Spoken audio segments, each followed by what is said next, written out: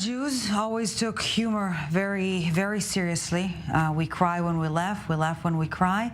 This is part of the survival mechanism. But how do you put on a smile when all you want to do is cry? And more so, how do you make others?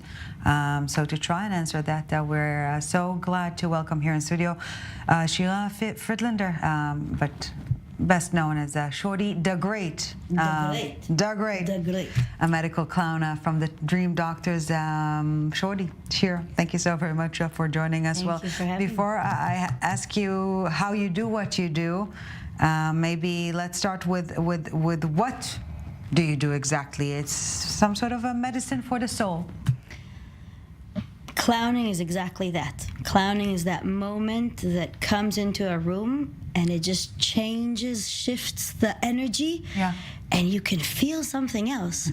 It's really hard to put in words. You sort of have to be there, see it, feel it. Yeah. And when you're there, you know, wow, what just happened? Like, what? A second ago I was crying. A second ago I needed to go into an operation, and it went in smooth. And that energy shifting, what we like to call you coming to the room and you just bring something else, you elevate the moment.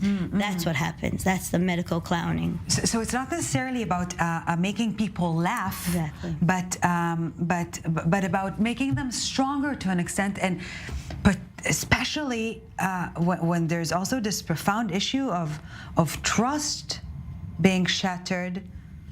Your presence.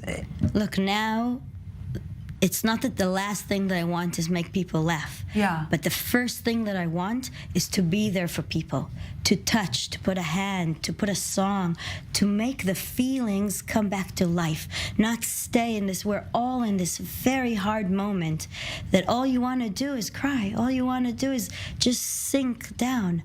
And when you come with the clown, it's not that he ignores the sadness, right? But he can come and he can say, but there's still something to it.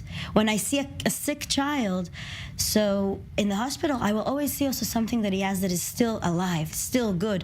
A toy, the other leg that works, his fingers that are now in a different position. There's always something else. And even now, there's always something else. It's not even looking about the future that you don't know. It's not thinking about the past. It's now. Now we can find something else in every situation. Something that's alive. Something that's alive, exactly. Something that still wants to feel.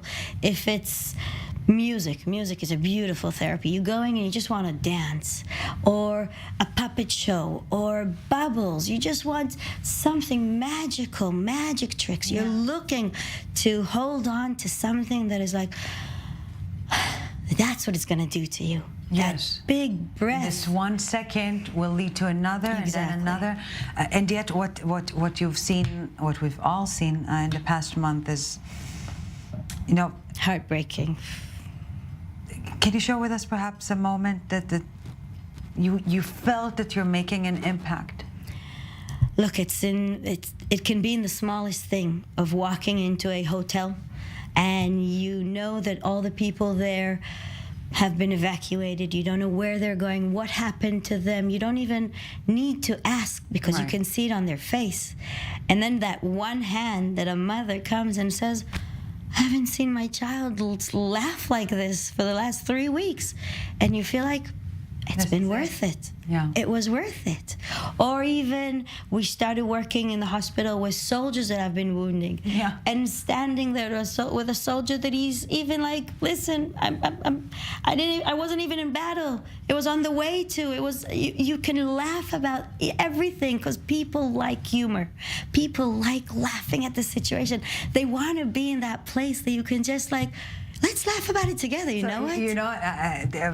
We'll mention Jewish humor at the beginning of our conversation, and albeit that it's not the medical clown humor per se, there's something about this this combination of grief, sorrow, and laughter that is to an extent embedded in Jewishness. For sure.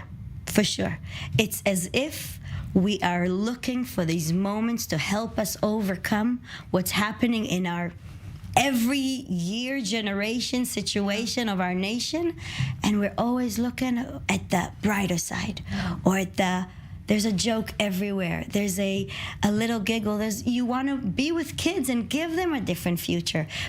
Me as a mother, I want to give a different future, and the looking at the situation in this different perspective is just changes everything for a better thing. This is the next generation. Yeah. The kids don't need to be stuck with these pictures. What they need to remember is like nice moments that they're walking through, and if it's colorful things around them, and if it's a song or all kinds of dancing. So many clowns are now in Eilat, and what they really enjoy doing is dancing with them. No, you don't dance when it's sad, but you can. And if you can, you're already helping yourself heal. You're already helping yourself overcome everything. You know, Shira, Shorty, so many of us felt guilty to smile in the past month. Yeah, for sure. Not even smiling, also continuing and just like sitting with my kids. You feel guilty for every little thing that is still a sense of life. Yeah. And then when you think about it and you're knowing, but we have to. We want to overcome this.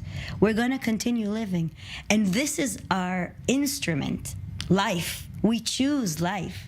We choose to smile in this situation, not because I'm laughing at it or I want to put it down, because I want to choose life.